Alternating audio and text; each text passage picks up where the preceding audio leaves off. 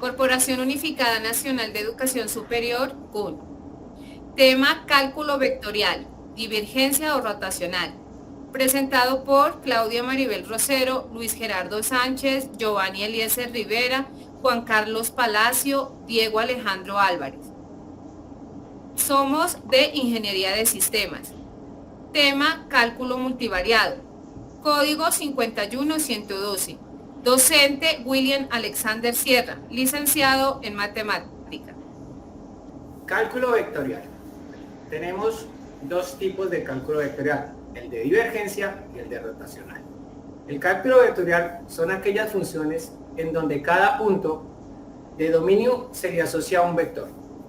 En la divergencia, donde tenemos la imagen al lado izquierdo, ¿sí?, podemos observar que es un operador que toma una función vectorial que arroja como valores de salida una función escalar, como se observa en la imagen, que mide el cambio de la densidad del fluido en cada punto.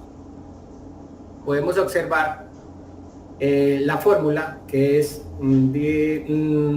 divergencia del vector, que es igual a napla vector, que es a vector 1 sobre ax, más a vector 2 sobre ay.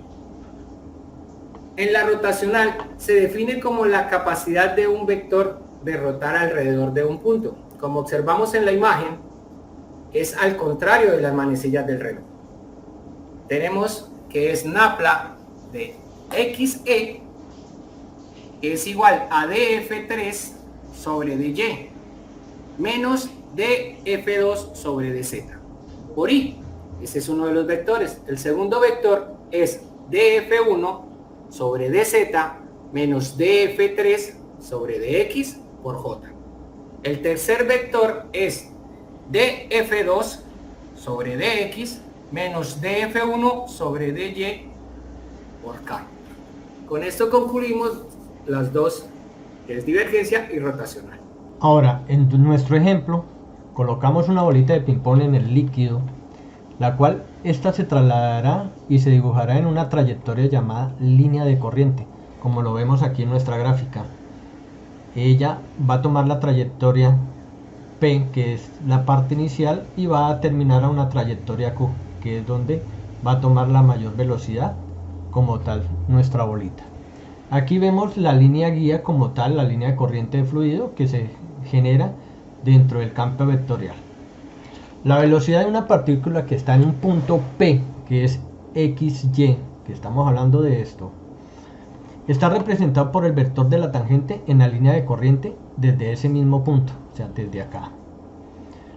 Dado que el punto Q de XY, que es el tubo que se estrecha, ¿sí?, en esta parte que vamos a ver acá, el líquido se coloca incomprensible, o sea, la velocidad va a ser mayor que en P de X de Y, por lo cual la longitud del vector de la tangente también va a ser mayor. Esto lo vamos a ver dentro de la parte gráfica como el campo vectorial de flujo en los dos puntos, tanto P de XY como Q de XY. Ahora, colocamos varias bolitas, en nuestro ejemplo, colocamos varias bolitas y cada una de ellas dibujará una línea de corriente. Aquí pues colocamos varias bolitas y va a generarnos una línea de corriente cada una, ¿sí? Por lo consiguiente vamos a calcular de la velocidad en cada punto.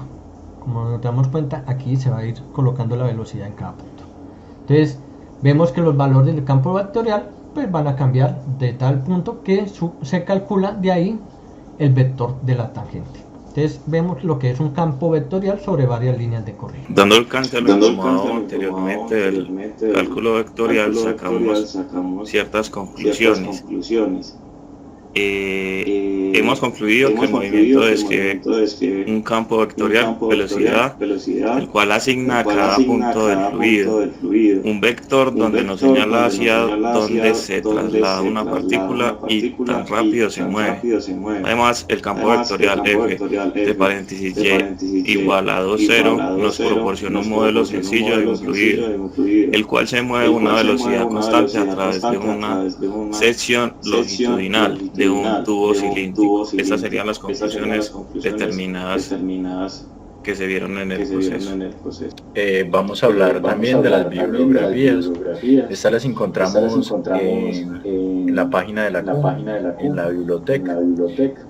Nuestro primer autor fue Guevara Álvarez y María Elvira. Esto salió en el año 2021. El título es Socavación en Puentes y Evaluación, Instrumentación y Cálculo. La editorial era Siglo del Hombre.